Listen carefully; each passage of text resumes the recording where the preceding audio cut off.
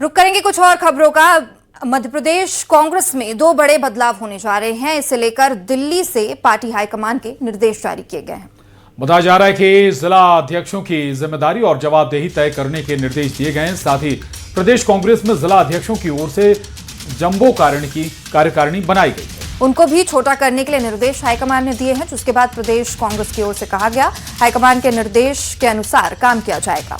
और अब एमपी में इसको लेकर सियासत शुरू हो गई है। बीजेपी ने निशाना साधते हुए कहा कि बड़ी कार्यकारिणी बनाकर गुर्गों को पद देना कांग्रेस की आदत है।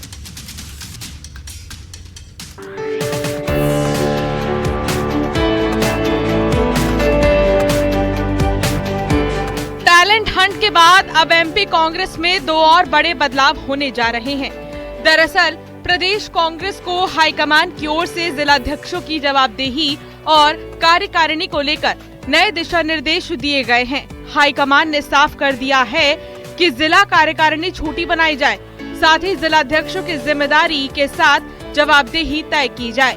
हाईकमान ने बड़े और छोटे जिलों के लिए कार्यकारिणी के सदस्यों की भी संख्या निर्धारित कर दी है, जिसके मुताबिक बड़े जिलों में 51 पदाधिकारी होंगे, छोटे जिलों में 31 पदाधिकारी रहेंगे। एक पदाधिकारी ट्रेनिंग कैंप संभालेगा। हर महीने बैठक का रिकॉर्ड मेंटेन करना होगा। वरिष्ठ नेताओं, ब्लॉक अध्यक्ष को बुलाना होगा। लगातार 3 बैठक से गायब रहने पर एक्शन होगा और हर 3 महीने में जिलाध्यक्ष के काम की समीक्षा होगी। उधर जीतू पटवारी ने कहा कि एआईसीसी के निर्देश का पालन किया जाएगा। साथ ही प्रवक्ताओं को हटाने पर पटवारी ने कहा कि जल्द ही मीडिया की नई टीम घोषित होगी। उधर कांग्रेस की छोटी कार्यकारिणी पर बीजेपी ने निशाना साधा। कैबिनेट मंत्री विश्वास सारंग ने कहा कि बड़ी कार्यकारिणी बनाकर गुर्गों को पद देना कांग्रेस की आदत है। अनुशासन जैसी चीज कांग्रेस में नहीं है। पॉजिटिविटी से आगे बढ़े। जो हमने पहले जो बनते थे उससे कम कर दिए थे, उसके हमने पहले ही रूल्स और नियम बना दिए थे। उसके अंतर्गत जो कार्यकारिणी आई है और फिर पार्टी के दिल्ली कन्वर्सेशन के बाद केंद्रीय नेतृत्व के निर्देश के बाद जो निर्णय आएगा उस हिसाब से सब कार्यकारिणियां बनेंगी। लोकतांत्रिक व्यवस्था तार है। अपने अपने गुर्गों को पद देना ये कांग्रेस की परिपाटी है, परंपरा है। इसीलिए सबसे मुद्दा तो मैं चैलेंज करता हूं कि कांग्रेस की कार्यकारिणी में जिनके नाम है उनको एक साथ इकट्ठा करके बता दो। आप कहो तो वो नाम ही ना हो, आप बुला लो। 250 लोगों की कार्यकारिणी में चुनौती देता हूं कि एक साथ 250 लोग इकट्ठे कर लें। दरअसल एमपी कांग्रेस की ओर से छिंदवाड़ा जिले की जो कार्यकारिणी घोषित की गई थी उसमें 200 से ज्यादा सदस्य शामिल थे। ऐसे और भी जिले थे जहां जंबो कार्यकारिणी बना दी गई, जिसके बाद कांग्रेस हाईकमान ने छोटी कार्यकारिणी बनाए जाने के निर्देश दिए हैं। Bureau report, news 18। और एसआईआर पर ममता बनर्जी की याचिका पर सुनवाई हुई और अब सोमवार को भी इस मामले में सुनवाई होगी। और आज की सुनवाई में ममता बनर्जी कोर्ट रूम में मौजूद थी। सुनवाई के बीच ममता बनर्जी ने अपनी ओर से दलीलें भी कोर्ट में रखी है। एसआईआर पर सुप्रीम कोर्ट में सुनवाई के दौरान ममता बनर्जी ने कई आरोप लगाए। कोर्ट में ममता बनर्जी ने दलील देते हुए कहा कि एसआईआर की प्रक्रिया में पक्षपात किया गया है। तो अधिकारियों को सही तरीके से ट्रेनिंग नहीं दी गई है, ऐसा भी उन्होंने कहा। बंगाल में गलत तरीके से 58 लाख नाम काटे गए हैं। और इसी के साथ ममता बनर्जी ने कहा कि प्रवासी मजदूरों को नजरअंदाज किया गया है। एसआईआर के दौरान मानवीय पहलुओं की उपेक्षा भी की गई। बंगाल सरकार की ओर से इलेक्शन कमीशन को 6 चिट्ठी लिखी गई, लेकिन किसी भी पत्र का कोई भी जवाब नहीं दिया गया है।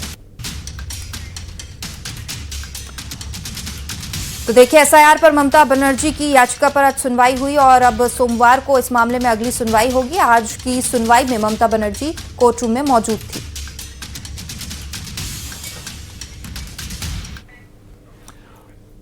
और बड़ी खबर इस वक्त की, लोकसभा कल तक के लिए स्थगित कर दी गई है। इस वक्त की ये बड़ी खबर। आज ही बता दें आपको, प्रधानमंत्री नरेंद्र मोदी का संबोधन होने जा रहा था धन्यवाद प्रस्ताव पर, लेकिन आज लोकसभा स्थगित कर दी गई। कल तक के लिए लोकसभा स्थगित हुई है। कल एक बार फिर से बैठक होगी लोकसभा की, सदन बैठेगा, लेकिन आज प्रधानमंत्री नरेंद्र मोदी का धन्यवाद प्रस्ताव पर संबोधन होने जा रहा था, लेकिन अब संभव है प्रधानमंत्री नरेंद्र मोदी कल लोकसभा में संबोधन दें अपना धन्यवाद प्रस्ताव पर। बताया जा रहा है कि जमकर हंगामा हुआ और इसी हंगामे के बाद लोकसभा को कल तक के लिए स्थगित कर दिया गया।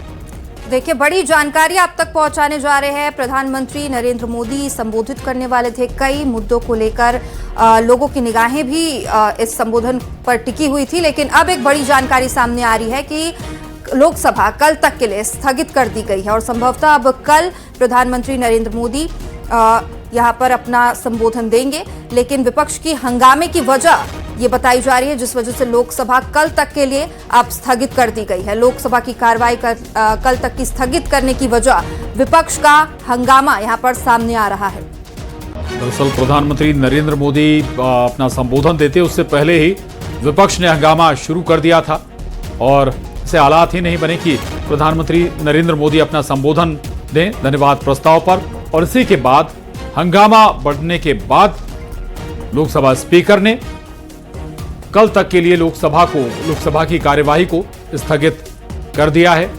और प्रधानमंत्री नरेंद्र मोदी के संबंध पर खासतौर से या उनके संबोधन पर खासतौर से विपक्ष की निगाहें बनी हुई थी। आखिर किन मसलों पर, किन मुद्दों पर बोलते हैं प्रधानमंत्री मोदी।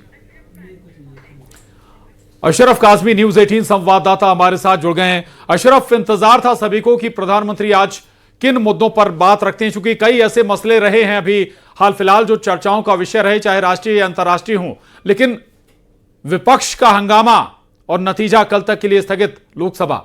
अशरफ। बिल्कुल प्रशांत, देखिए लोकसभा जो है कल तक के लिए विपक्ष के हंगामे के कारण स्थगित कर दी गई। प्रधानमंत्री को 5 बजे अपना संबोधन करना था। यहाँ पे राष्ट्रपति के जो अभिभाषण था उस पर धन्यवाद प्रस्ताव पे प्रधानमंत्री को बोलना था, लेकिन विपक्ष के लोगों के हंगामे के चलते प्रधानमंत्री का संबोधन नहीं हो सका। लोकसभा की कार्रवाई स्थगित कर दी गई। जोरदार हंगामा चलता रहा। यहाँ पे जो विपक्ष जो है जो किताब का MM नरवणे जी पूर्व जल सेनाध्यक्ष रहे, उनकी किताब को लेकर हंगामा करते रहे। उसी बात को लेकर ये हंगामा यहाँ चलता रहा। प्रधानमंत्री आज यहाँ आते लोकसभा में अपने धन्यवाद प्रस्ताव पर बात करते तो कई मुद्दों पर वो अपनी बात रख सकते थे। जो ट्रेड डील हुई है उस पर भी बात रख सकते और कई उसे, लेकिन विपक्ष के लोगों के हंगामे के चलते प्रधानमंत्री का संबोधन नहीं हो सका और लोकसभा की को स्थगित कल तक के लिए कर दिया गया है। जी प्रशांत। बिल्कुल, और इंतजार अशरफ संभवतः विपक्ष को ही ज्यादा होगा कि किन मुद्दों पर क्या बात रखते हैं प्रधानमंत्री मोदी, और उन्हीं का हंगामा ये वजह भी बना। अब संभव है कि कल प्रधानमंत्री नरेंद्र मोदी अपना संबोधन दें। हाँ, देखिए अब आगे की रणनीति पर जो काम किया जाएगा उस पर बातचीत की जाएगी, जो होगा उस पर संभव है। लेकिन हाँ, उम्मीद की जाती है कि हो सकता है कि प्रधानमंत्री अब कल अपनी बात रखें और कल अगर माहौल से विपक्ष का हंगामा नहीं हुआ तो हो सकता है कि प्रधानमंत्री अपनी बात रखे, जो लोकसभा राष्ट्रपति के जो धन्यवाद प्रस्ताव है उस पर अपनी बात रखे, उनका जवाब दे। जी बिल्कुल बिल्कुल अशरफ। बीजेपी नेताओं से इसके बाद बात हुई क्या आपकी? लोकसभा स्थगित होने के बाद कई बड़े नेता स्वाभाविक है बाहर आए होंगे सदन के।